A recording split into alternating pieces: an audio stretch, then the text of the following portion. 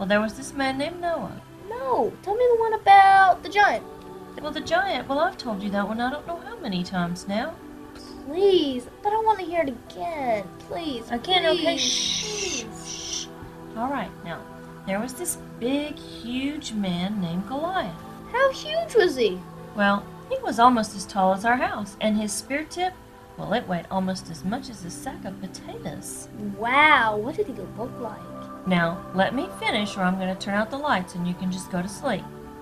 Now, there was this big man named Goliath, and he had been yelling across the valley of Israel to the army, and he had been challenging them to a fight.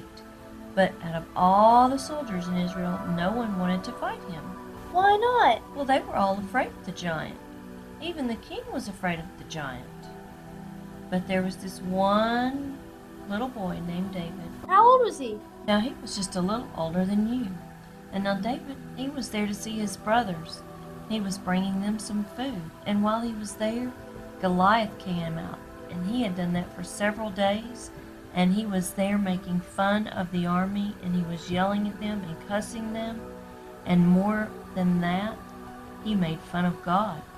Ooh, was Goliath bigger than Daddy? Yes, he was. And when David heard that, he went straight to the king. And he told the king that he would fight him.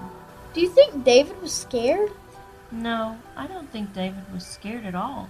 Because, see, he took care of the sheep for his daddy. And one time, he had to fight this bear that came out so that the bear wouldn't get the sheep. And he killed the bear.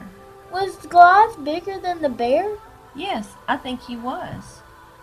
And so the king took David to get him a uniform and a helmet.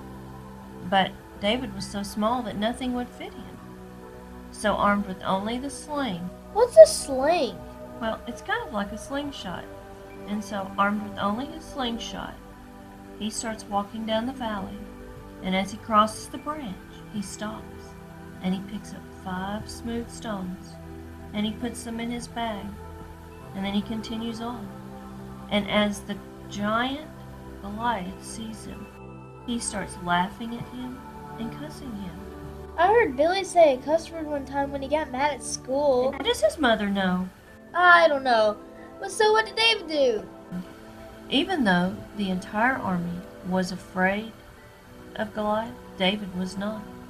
So he reaches into his bag, he pulls out a stone, and blessed with the power that God had given him, places it in his sling, he hurls it over his head, he aims, and releases the stone. As the stone flew through the air, the army watched in fear, knowing if David failed, they would have to fight Goliath. And the king watched, knowing if the army had failed, then Goliath would kill him. The only one who was not afraid was David. Why wasn't he afraid? Well, because he knew something that no one else knew.